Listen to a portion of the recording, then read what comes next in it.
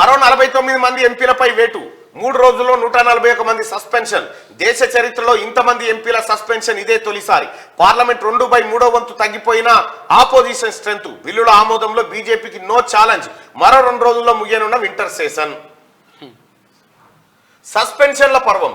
లోక్సభలోకి 2 దుండగులు ప్రవేశించి రచ్చ చేసిన మర్నాటి నుంచే పార్లమెంట్ లో ఎంపీల సస్పెన్షన్ల పర్వం మొదలైంది.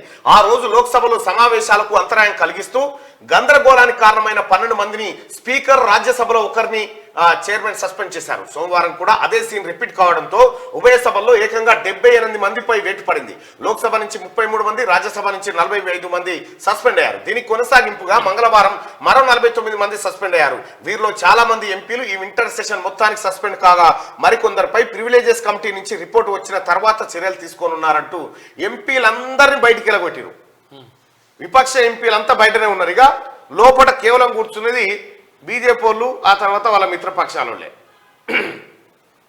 పార్లమెంట్లో ఇక్కడ మీరు చూడండి, గమ్మత్ విషయం ఏంటంటే వాడు బాంబులు పొగ బాంబులు వేసినోడు వాడు ఏం చెప్పిండు, నేను ఇది దేశవ్యాప్తంగా చర్చ కావాలని చేసినాను. అవుతుంది కదే వాడు కోరుకున్నదే ఇక్కడ జరుగుతుంది. ప్రధానమంత్రి లేకపోతే అమిత్ షా గారు ఒక ప్రకటన చేసి దీనిపైన ఒక స్పష్టతనిస్తే సరిపోయే అంశానికి మొత్తం దేశ చరిత్రలోనే ఎన్నడూ సస్పెండ్ చేయనంత మంది ఎంపీలను సస్పెండ్ చేస్తే ఈ పరిస్థితులు అధికార పక్షానికి కొంత ఇబ్బందికరమైన పరిస్థితులుగా దాపరించే అవకాశం ఉంది. పార్లమెంట్లో భద్రతా వైఫల్యం ఘటనపై మంగళవారం కూడా ఉభయ సభలు దద్దరిల్లాయి. ఇటు అధికార పక్షం అటు ప్రతిపక్షాలు పట్టు వీడకపోవడంతో ఉభయ సభల్లో వాయిదాల పర్వం కొనసాగింది. గత బుధవారం లోక్సభలోకి 2 దుండగులు ప్రవేశించి స్మోక్ క్యాన్లతో పొగను రిలీజ్ చేసిన ఘటనపై చర్చ చేపట్టాల్సిందేనంటూ మంగళవారం కూడా రాజ్యసభ, లోక్సభలో సమావేశాలు ప్రారంభం కాగానే ప్రతిపక్ష పార్టీల ఎంపీలు ప్లకార్డులు పట్టుకొని నినాదాలు చేస్తూ వెల్లోకి దూసుకెళ్లి ఆందోళన చేశారు. అయితే ఇక్కడ ప్రజలారా మనం ఇక్కడ అబ్జర్వ్ చేయాల్సినటువంటి అంశం ఏంటంటే లోక్సభ, రాజ్యసభ, పార్లమెంటు ఈ 2 కలిపితే పార్లమెంట్. ఈ పార్లమెంటులో ఈ వింటర్ సెషన్లో జరగాల్సిన చర్చ ఏంది?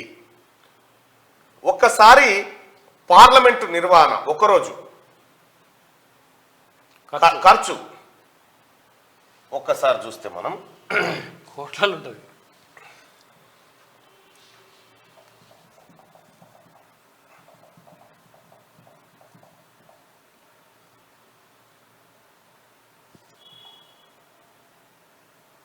ఎక్స్పెండిచర్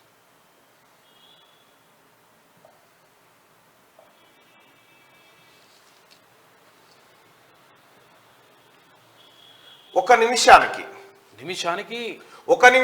2.5 లక్షల రూపాయలు ఖర్చు అవుతుంది పార్లమెంట్ ఒక్కటే నిమిషానికి. Each day business in both houses is scheduled to be conducted for around 6 hours. Speaking to financialexpress.com, PDT Achari, former Lok Sabha Secretary General, said it takes around 2.5 lakh per minute. అంటే ఒక్క నిమిషానికి 2.5 లక్షల రూపాయలు మనం ఖర్చు చేస్తా ఉన్నాం. 2.5 లక్షల రూపాయలు అంటే ఒకరోజు 6 గంటలు సభ జరిగినా కూడా ఇది కోట్ల రూపాయల వ్యవహారం. అంటే ఒక్క నిమిషానికి 2.5 అంటే 60 నిమిషాలకు దాదాపు 1,30,00,000 దాకా ఖర్చు అవుతుంది. 1,30,00,000 కోట్ల రూపాయల ప్రజాధనం వృధాగా పోగా ఇంకా మీదికెళ్ళి జరిగేటువంటిది ఏంటంటే ఆడ ప్రజా సమస్యలు చర్చకు వస్తాయా, ఏమైనా చట్టాల రూపకల్పనకి ఏమైనా పరిస్థితి జరుగుతూ ఉందంటే అది కనిపించట్లేదు. అత్త కావాల్సింది కదే, కోడలు కావాల్సింది ఇదే అన్నట్టుగా అక్కడ నరేంద్ర మోడీకి ఏమని ఉంటుంది, చర్చ జరగకపోతేనే మంచిది అనేటువంటి భావన ఉంటుంది. ఇప్పుడు గదే జరుగుతూ ఉంది. విపక్షాలు బైకాట్ చేసుడు, వాళ్ళు లొల్లిల్లే బిల్లులు పెట్టుకొని వెళ్ళిపోవు. ఒక బిల్లు ప్రతిపాదనకు వచ్చిన తర్వాత దాని మీద సమగ్ర చర్చ జరిగి సవరణలు, ప్రతిపాదనలు ఇవన్నీ అయిపోయిన తర్వాత బిల్లును ఆమోదిస్తే ఆ బిల్లు రాష్ట్రపతి దగ్గర పోయి చట్టంగా మారుతుంది. ఆ పరిస్థితి లేకుండా గందరగోళాల మధ్య బిల్లులు వెళ్ళిపోతూ ఉంటే ఆ బిల్లులలో ఏముంది, ఏం కథ ఎవడు పట్టించుకునే పరిస్థితులు లేవు.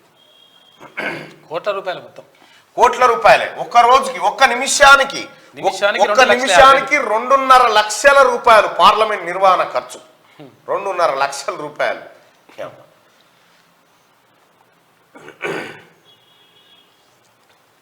పార్లమెంట్లో భద్రతా వైఫల్యం ఘటనపై మంగళవారం ఉభయ సభలు దద్దరిల్లాయంటూ ఈ వార్తను చూస్తా ఉన్నాం. ఇటు అధికార పక్షం అటు ప్రతిపక్షాలు పట్టు వీడకపోవడంతో ఉభయ సభల్లో వాయిదాల పర్వం కొనసాగింది. గత బుధవారం లోక్సభలో ఇద్దరు దుండగులు ప్రవేశించి స్మోక్ క్యాన్లతో పొగను రిలీజ్ చేసిన ఘటనపై చర్చ చేపట్టాల్సిందేనంటూ మంగళవారం కూడా రాజ్యసభ లోక్సభ ఇంకో 2 రోజులు అయితే సమావేశాలు అయిపోతుంది. చేతులు దొరుకుకొని నామకే వాస్తే సమావేశాలు అయినాయి పోయినాయి అన్న దేశంలో ఉన్న సమస్యలు కథం ఇక వెటన పోని. ఇప్పుడు పొగ బాంబు కంటే మించింది లేదు ఈ రాష్ట్రంలో ఈ దేశంలో.